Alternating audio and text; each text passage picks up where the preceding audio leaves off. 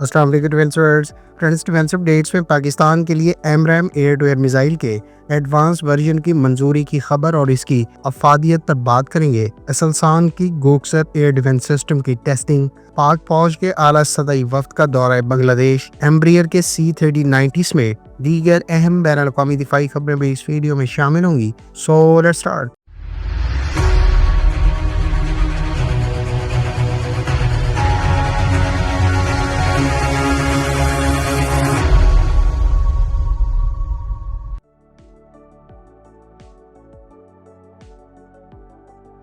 Friends, امریکی state department کی جانب سے جاری کردہ نوٹیفیکیشن کے مطابق فورن ملٹری سیل کے تحت پاکستان سمیت دیگر کئی اتحادی ممالک کو امریکہ کی جانب سے ریتھیون کو AIM-120 advance medium range air to air missile کے لیٹسٹ ورژن یعنی C8 اور D3 ویریئنٹس پرووائڈ کرنے کا کانٹریکٹ اوارڈ کیا گیا ہے۔ اس کانٹریکٹ کے ساتھ ہی پاکستان پہلی مرتبہ ہوگا کہ امریکی ساختہ ایمریم کے C8 یعنی لیٹسٹ ورژن کو ایکوائر اور استعمال کرنے والے ممالک کی صف میں شامل ہو جائے گا۔ پاکستان ایئر فورس ابھی کے لیے ایمریم کے C5 ورژن کو استعمال کر رہی ہے، جسے پاکستان نے F-16C اور D یعنی بلاک 52 فائٹر ایئر کرافٹ کے ساتھ ایکوائر کیا تھا۔ ایمریم کے C5 ورژن کی میکسیمم رینج 120 کلومیٹر بتائی جاتی ہے، تاہم امریکہ نے اس کے بعد C7 C8 اور D3 ورژن بھی متعارف کرائے ہیں۔ البتہ C7 C8 اور D3 ورژن امریکہ اور اس کے دیگر اتحادیوں کے زیر استعمال تھے،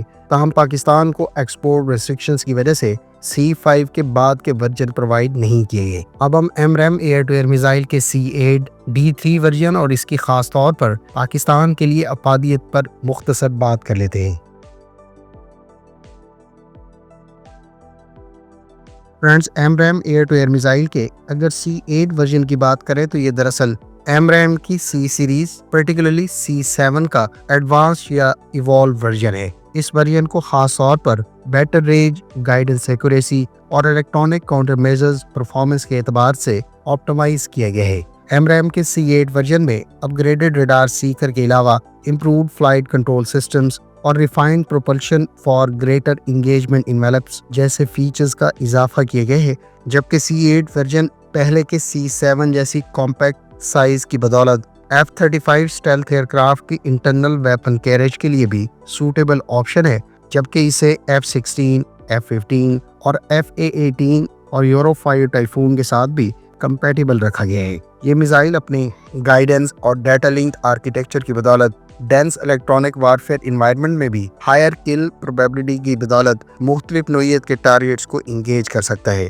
دوسری جانب اگر ہم ایمریم کے D3 ورژن کی بات کریں تو یہ ایمریم کا latest US production standard version ہے اور اس پہ new soft where algorithms, enhance GPS navigation اور 2-وے ڈیٹا لنک اپ گریڈز کی گئی ہیں، جبکہ اس میں ری پروگرام سیکر کی بدولت بہتر رینج کے ساتھ ٹارگیٹ کی پریسیشن ٹریکنگ۔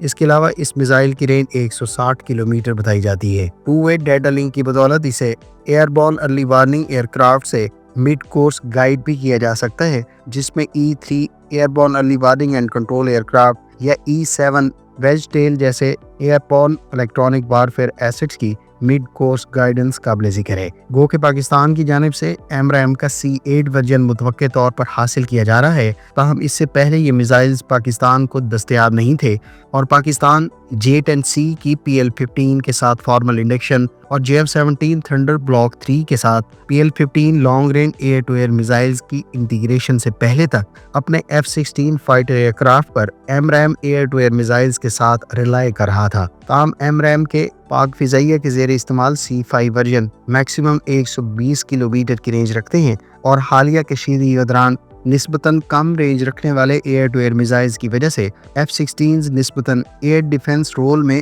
تھرڈ ٹیئر پر رہے ہیں، جبکہ یہ رول پاک فضائیہ میں J-10C اور JF-17 تھنڈر بلاک 3 طیاروں نے PL-15 long range air to air missiles کی بدولت فرنٹ اینڈ پر نبھایا ہے۔ البتہ اب C8 میزائلز کی فراہمی سے پاک فضائیہ کے F-16 fighter aircraft air defence role میں بھی کافی حد تک کارآمد ہو جائیں گے اور پاک فضائیہ انہیں ماضی کے ایئر ڈیفنس رول میں بھی ایکٹیولی استعمال کر سکے گی۔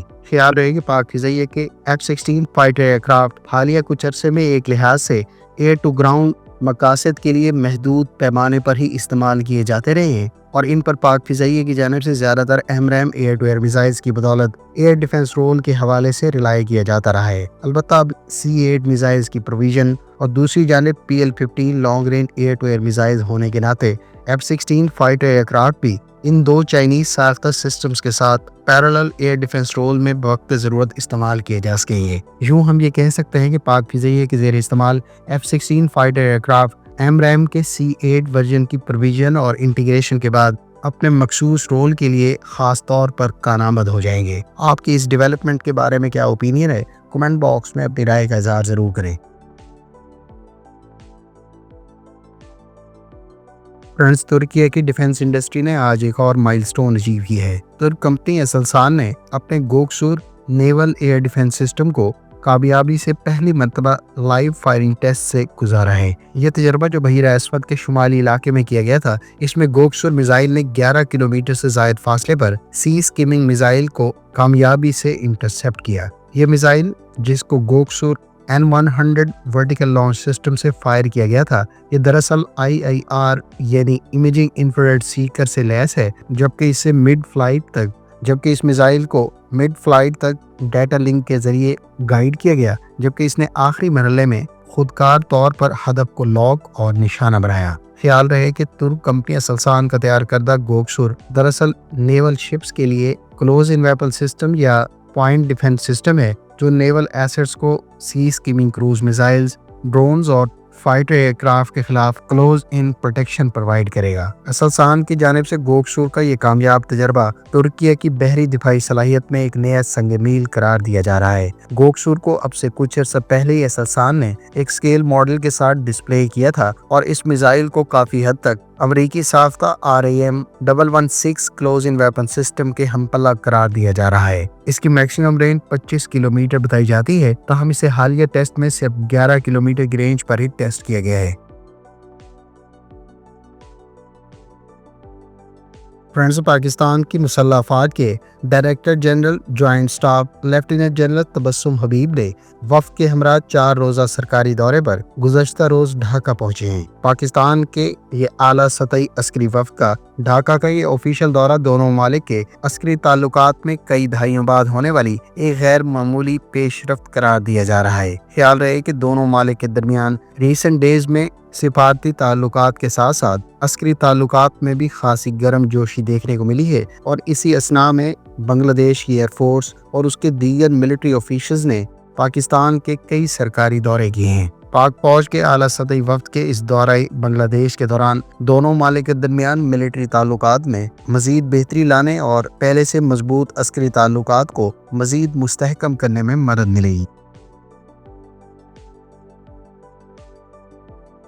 فرینڈز، برازیلین کمپنی ایمبریئر کی جانب سے 8واں KC-390 transport aircraft Brazilian air force کو ڈیلیور کر دیا گیا ہے۔ یہ 8واں طیارہ جو گزشتہ کے 7 یونٹ کے تقریباً 1 سال بعد ڈیلیور کیا گیا ہے، تاہم اس ڈیلے کی بنیادی وجہ برازیلین ایئر فورس کے بجٹری کنسٹرینٹس بتائے جاتے ہیں۔ اس 8ویں یونٹ کو برازیل کی ایئر فورس کی first squadron of first transport group حاصل کرے گی، جو اس وقت آخری C-130 ٹرانسپورٹ ایئر کرافٹ کو استعمال کر رہی ہے۔ گو کہ برازیل کی ایئر فورس کی جانب سے ابتدائی طور پر total 28 KC-390 aircraft acquire کرنے سے متعلق ایمبریئر کو آرڈر کیا گیا تھا، تاہم بعد میں بجٹری کنسٹرینٹس کو لے کر برازیلین ایئر فورس نے یہ آرڈر 19 تک ریڈیوس کر دیا تھا، اور اب ان 19 طیاروں میں سے مزید کو بھی کم کیے جانے کے امکانات ہیں۔ برازیلین کمپنی ایمبریئر کے تیار کردہ KC-390 اس وقت کچھ یورپین کنٹریز کے بھی زیر استعمال ہیں، جس میں پرتگال 5